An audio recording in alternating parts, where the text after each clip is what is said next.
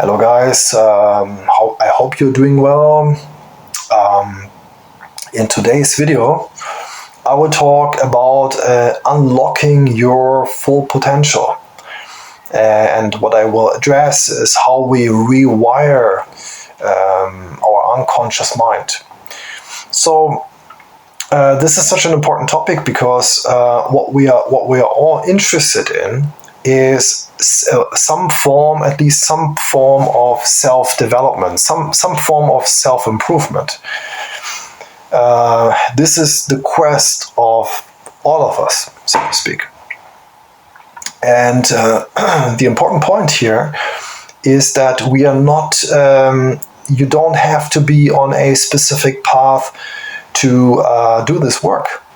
So you can be a person, you can be an atheist, you can be a religiously oriented person, it doesn't really matter. You may be, in apostrophes, a black magician, or you may only engage in white magic, or you do both. It does not really matter.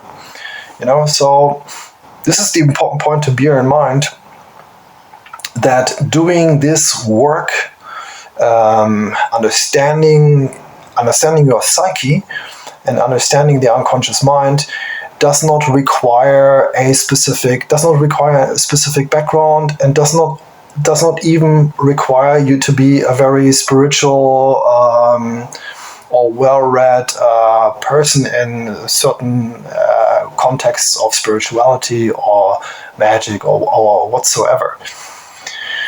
So anybody can do it. So in the unconscious mind, there are so-called deeply ingrained beliefs. So these are deeply ingrained beliefs about yourself. And from what I recall in psychology, when you think about yourself, when you think about your identity or / what are you or what am I think this is called the 20 statements test, but I'm not entirely sure if that's the correct title, but that's what I recall. Then you write down 20 statements about yourself. I am, and it starts with I am, and then you just fill in the blank and do this 20 times. And when you think about it, this will also bring up to the surface, or this might potentially, if you don't only think about positive aspects, this might also stir up some problematic areas. So, for example, you might have beliefs, more negatively oriented beliefs about yourself, what you are not, for example, right? So you might say, writing down these statements, you might focus more on the positive. I am talented, or I have good skills in this area, but in the back of your mind, you might also think, I'm not very good at this, I'm not very good at that, and so forth. So there might be problematic areas in your unconscious mind that influence your everyday actions. So what you're doing basically is, or what is happening, is that these dynamic forces, let's just call them dynamic forces in your unconscious mind, they are in a sense determining not only what goes on in the unconscious environment. I say environment, so everything what's happening in the unconscious mind. They're also influencing your actions. They're influencing not only your actions, because your actions are actually based on these unconscious stimuli that bring things to the surface. Your actions are, in a sense, shaped by these unconscious forces. And since your actions may be the words you choose, what you think about, so your thoughts, influences your actions, include the interactions you have with other people. your actions are basically a link between the unconscious world and the exterior world. The exterior world is everything in your environment. Maybe everything basically. Your work environment, friends, family, and so forth. So how do you relate, or how do you bring these together? How do the unconscious impulses, the unconscious forces, how do they influence your actions? And so how do they indirectly shape your environment? This is the important point to address at that point. Since we are not consciously aware of the problematic, the unresolved conflicts in our unconscious mind, we need a way to address these issues, or be open towards these impulses, or towards these impressions coming from the unconscious mind as they float up to the surface. One way is to treat things that are coming to the surface as symptoms. So these are, in a sense, surfacing symptoms of unresolved conflicts. This includes certain negative beliefs about yourself. You may think that you are unworthy, not good enough in certain areas of your life. I'm not talking only in terms of black and white thinking here. So, but it is important to see the good and the negative as being part of the same object, so to speak, as part of the same person, as part of yourself. So whatever comes up to the surface needs to be addressed, needs to be integrated. And take a look at these surfacing symptoms, these surfacing impressions that are coming up from the unconscious self, and write them down, for example. Write these impressions down, especially when they relate to problematic aspects of your life, especially when they evoke negative feelings in yourself. Write them down. Try to externalize these emotions, and in order to be able to make sense of them at some point. I've made also some notes here. So the goal is basically that we want a transformation of our mindset. So we want to think differently about ourselves, and this may include everything. So we want to be able to address these issues, and by transforming our mindset, through the transformation of our mindset, we will be in a position to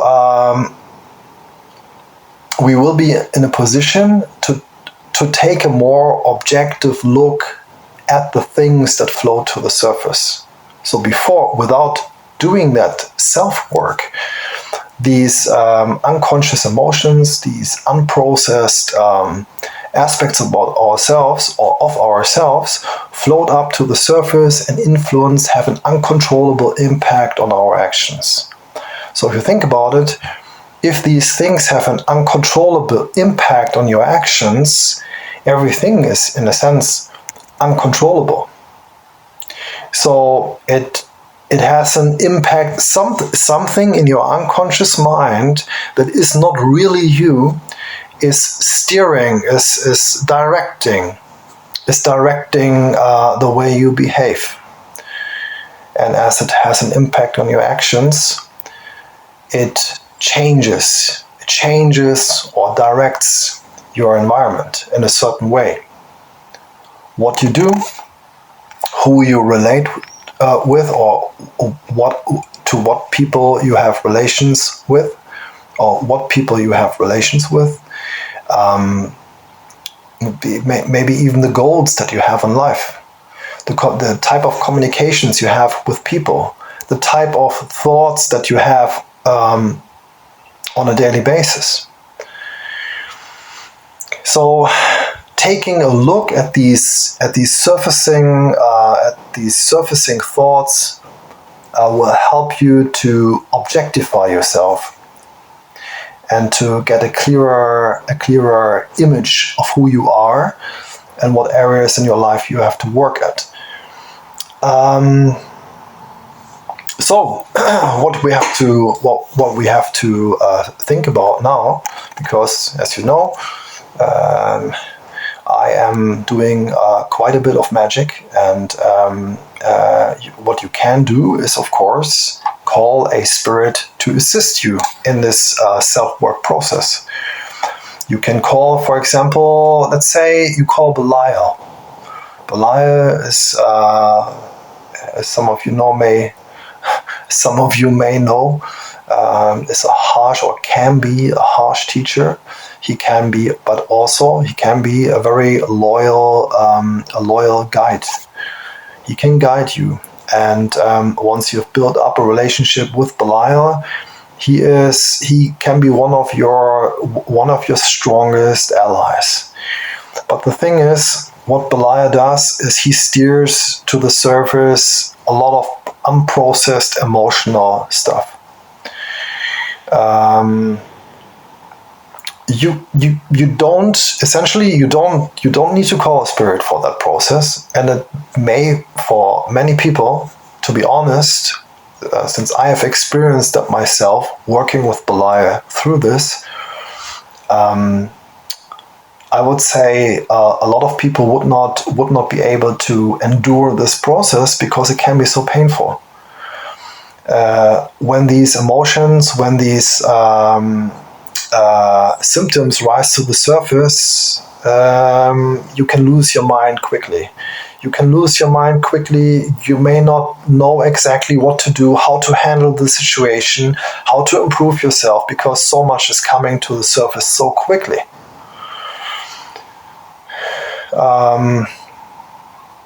So in that sense, my advice to most people would be just to start the self-work, first of all, without a spirit, without calling a spirit for assistance. Just do it on your own. Try to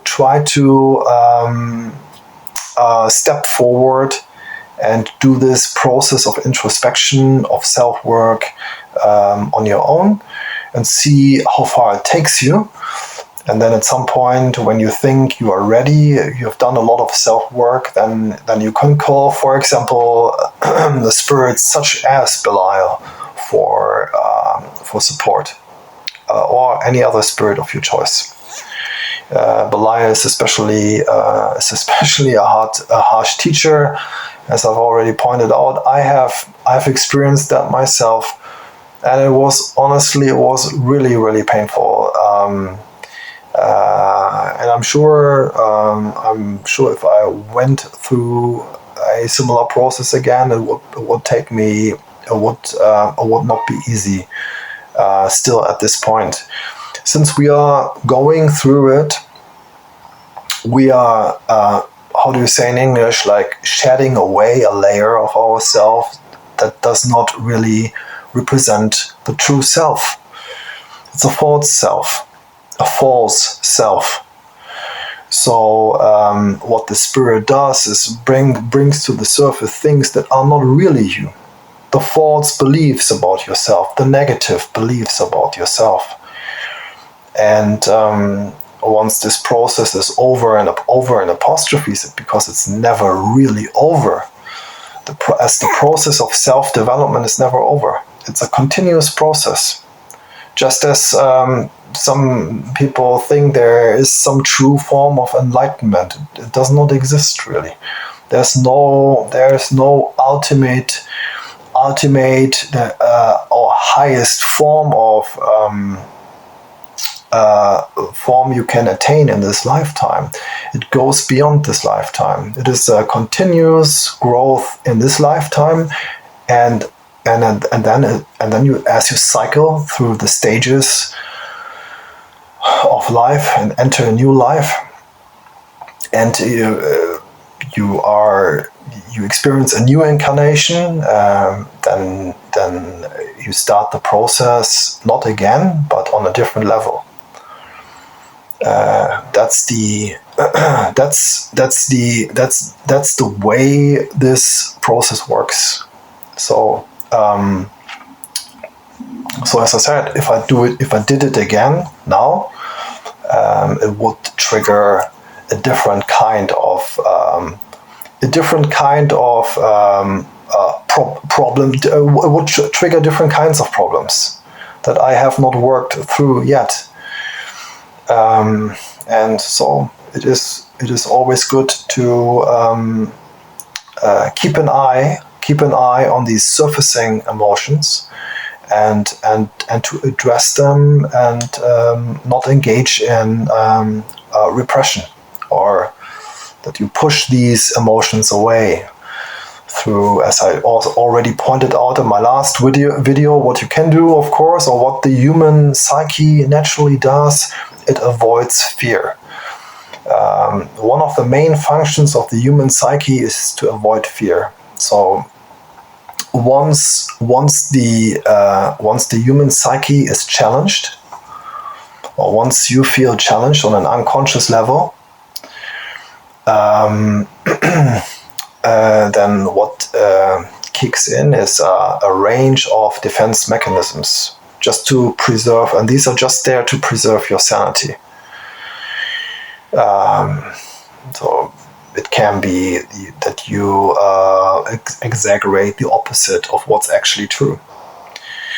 So you're saying to yourself it's not true. You replace it with something else. You rationalize something. So many forms of defense mechanisms that actually preserve your sanity and reduce fear eventually, or actually just reduce fear. That's the purpose of it. And the important point is not really to let this all just happen, but understand, the more you have an increased understanding of these processes of the unconscious mind, the more you will be able to objectify yourself, the more you will be able to see the things that are happening inside of yourself. And it will help you to grow. It will help you to become a better person. It will help you to reach the goals in life that you have set for yourself.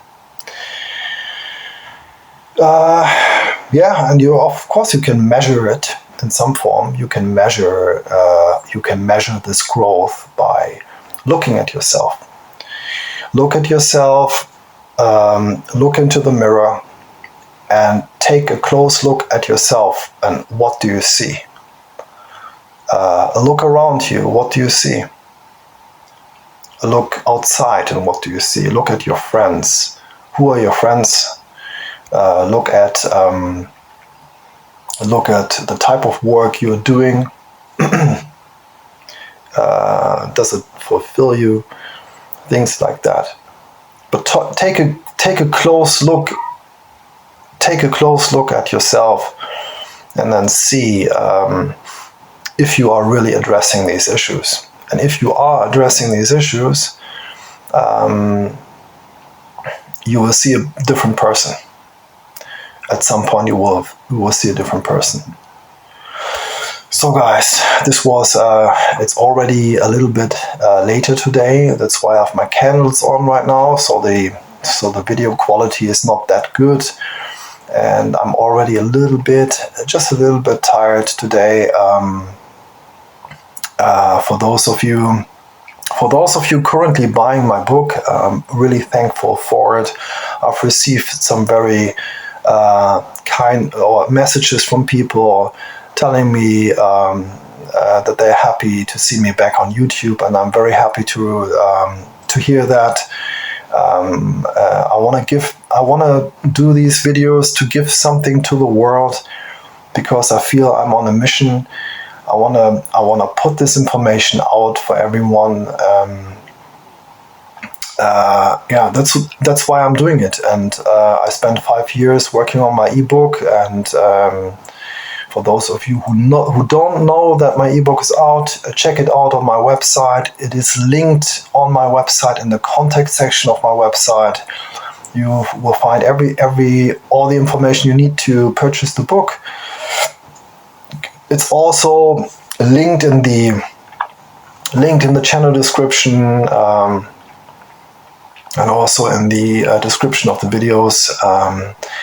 So it is pretty self-explanatory. Guys, thank you so much. Thank you so much for all of you engaging with my content. Let me know also, that would also be interesting, what I should talk about in my next videos. I have plenty of topics, so don't worry. I have so much to talk about. It's basically endless. It's an endless...